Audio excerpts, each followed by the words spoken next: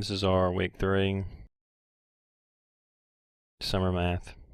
Number 1, simplify each expression.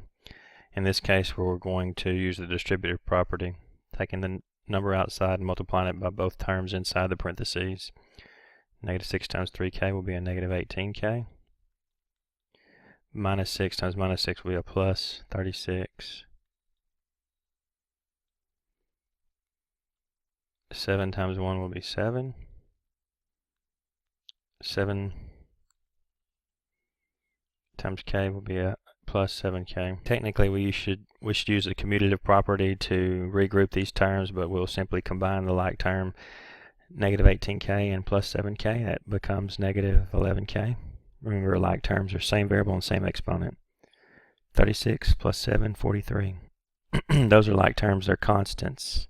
You can think of them being k to the 0 power. Negative 11k plus 43. Solve the equation. Again, we'll use the distributive property on the right hand side. 6 times 8n and 6 times 1. Negative 7n remains the same. 6 times 8n will be a 48n. 6 times 1 will be 6. Left expression remains the same. Combining like terms on the right side. Negative 7n plus 48n will be a 41n. Plus 6 remains the same. Again, the left expression is the same. Solving for n, we'll subtract 6 on both sides. 6 subtract 6 to leave 41n on the right. 252 minus 6 will be a 246. Solving for n, we see we have 41 connected to that n. Connected implies multiply. So we will use the inverse operation, division. 41 divides 41 to leave 1n. 246 divided 41 is 6. We could take this value n equals 6 and substitute it back into the original and verify. But n equals 6 will be the solution. Solve for the indicated variable. In this case, we're solving for x. We want to get this x by itself. Let's begin by dealing with y. It's a positive y looking in front. It's a positive y, so we will subtract y on both sides. Y subtracts y. This is a negative. This is a minus kx. In this context now, it becomes a negative kx. Remember that subtraction is the same as adding the opposite.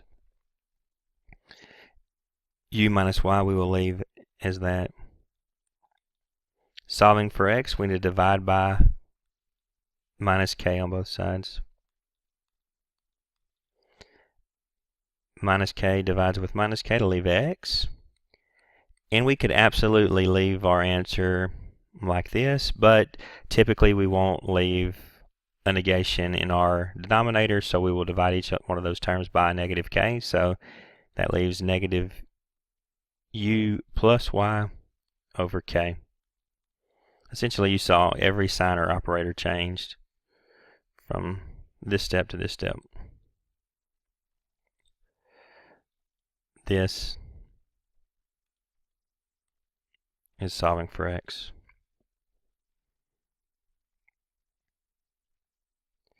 Solve each equation by factoring. We're going to use our zero product property. First, we set the equation equal to 0. That's done.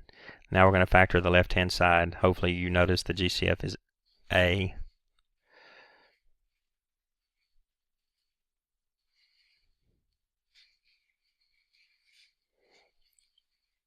Factoring an a out leaves a minus 5, because a times a is a squared and a times minus 5 is minus 5a. Now setting each one of our factors equal to 0. A equals 0, done. Or a minus 5 equals 0. This one's solved for. Here we need to solve for a by adding 5 on both sides. Minus 5 and plus 5 cancel, leaving a. 0 plus 5 is 5. A equals 5 and a equals 0 are solutions. We should substitute them back in the original.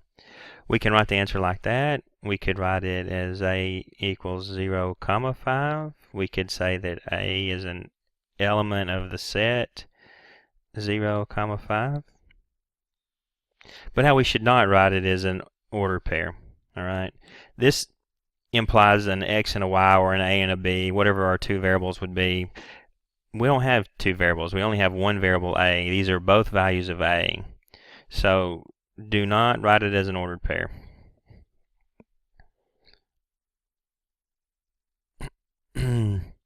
Solve by completing the square. When we complete the square, our first step is to collect our variables on one side and constants on the other. In this case, we will subtract 40 from both sides. 40 subtracts 40 to leave n squared plus 12n. 8 minus 40 will be a minus 32. Now we need to add in our box number. This box number is some constant that's going to make our left side expression a perfect square trinomial. What do we do to one side, we do to the other? Well, the box number will be equal to 1/2 of b squared, where this b is from our standard form ax squared plus bx plus c. b is the coefficient of our linear term, our first power term. In this case, it's 12. This is 12 into the first power, so b is 12. Thus, we want to take 1/2 of 12, and we want to square that. Well, 1/2 of 12 is 6, and 6 squared is 36.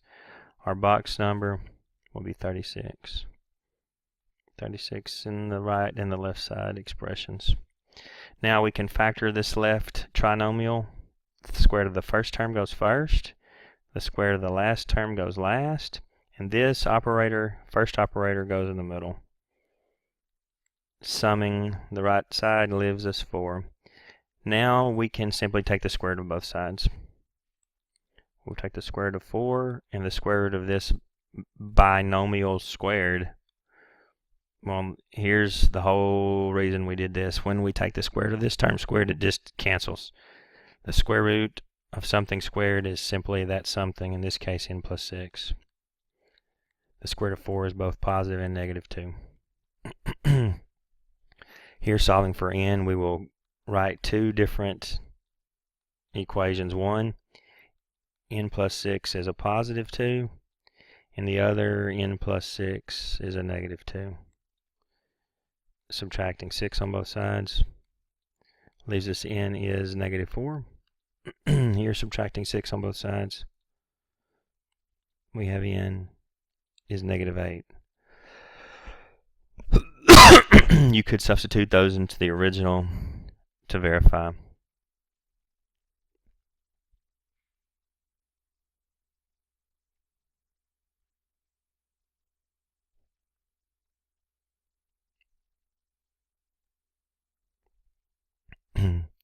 Factor each completely. When we have 4 terms, we will likely factor by grouping. So I'll group the first 2 terms together and the second 2. Looking at the first 2 terms, I want to find the greatest common factor. Between 56 and 48, that is 8. Between a cubed and a squared, it is an a squared. If they both have the variable, go to the least and take it all. 56 divided by 8 will be 7. A cubed divided by a squared will be a to the implied first power. 48 divided by 8 will be 6. A squared divided by a squared would be a to the 0. We don't need to write an a term there. Now in this second 2, 3 will be the GCF. There's no factor of a in the final term. So in this case, I'm going to factor out a minus 3. Why minus 3? Well, I know I want this binomial to be common here. Thus, negative 21 divided negative 3 would be a positive 7a. 18 divided minus 3 would be a minus 6. Again, we could think of this as plus a negative, and that plus a negative if we wanted to. Now we see we have the common binomial 7a minus 6. We can factor that out. When I factor out from this first grouping 7a minus 6, I'm left with an 8a squared. when I factor out from the second grouping, 7a minus 6, I'm left with this minus 3. We could distribute to check that these are equivalent. Alright, factor this trinomial, m squared plus 6m plus 5. Well, hopefully you remember our big X method. This one's very simple. The big X probably isn't necessary so much, but we'll go through the process. And the bottom is a times c. In this case, a is 1 and c is 5. A times c will be a plus 5. And the top is b.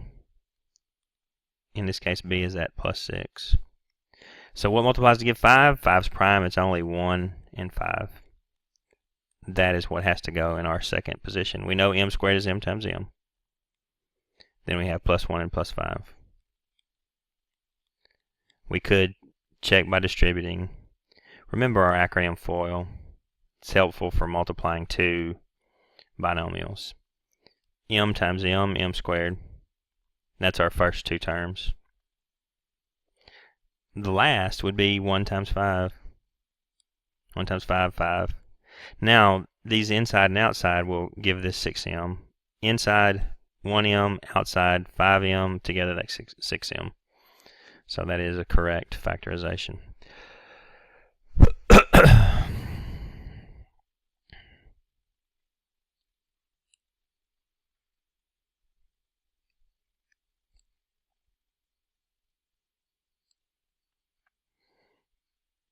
Evaluate the expression here. We're simply summing. We have negative 8 plus negative 3. Well, when the signs are same and we're adding, we just keep the signs the same and sum them the numbers. This makes sense.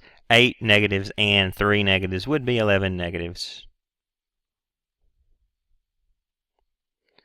Find our product. All right, we're going to use a distributive property. Or we could use that acronym FOIL again. Taking 6x and multiplying it by 4x, that is a 24x squared. 6x times 4 is 24x. That's the first two terms and then the outside two terms. Now 4 times 4x, 16x. And lastly 4 times 4, 16. These two middle terms are often like terms. 24x and 16x is 40x. So 24x squared plus 40x, not 14x,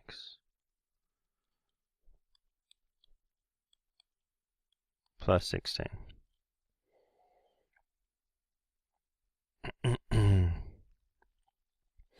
Simplify. Here we have some radicals. That is this little square root looking symbol. The symbol itself is called the radical symbol or the radix. The number underneath is called the radicand. I'm going to take the square root of 3 and multiply it by both of these terms inside. Well, when multiplying two radical expressions, you simply multiply the radicands together. 3 times 3 is 9, and you leave that underneath the square root. Makes perfect sense. Plus, to multiply a number that's not in the radical times one that is, simply multiply this number by the number out front. You can consider it the coefficient of our radical expression. 5 times 1 is 5. The square root of 3. This makes perfect sense. We know connected means multiply. We want to multiply 5 times the square root of 3. We have simply connected 5 and the square root of 3. Well, the square root of 9 is 3, so I can simplify that a little bit more. This too makes perfect sense because the square root of 3 times the square root of 3 would be 3. Last problem. Simplify the expression. When we are subtracting and we have polynomials, you simply change the sign or the operator and everything in the second parentheses. You might consider this a negative 1 here. That is, we are, remember, subtracting is the same as adding the opposite. So we have negative 1 times all of these terms. Negative 1 times 8m to the fourth will be a minus 8m fourth. Negative times, again, we can consider this plus a negative. Negative times our subtraction is an add 3m. Changing this operator also to a plus 4m squared. The terms in the first parentheses we will simply rewrite, dropping our parentheses. This makes perfect sense. We were subtracting each one of these. Subtracting 8m fourth, we have that. Minus a subtraction is an addition. Minus a subtraction is an addition. Now we combine our like terms. Nothing is like 8m to the fourth. So we have negative 8m to the fourth power. 8m to the 3m cubed is also unlike.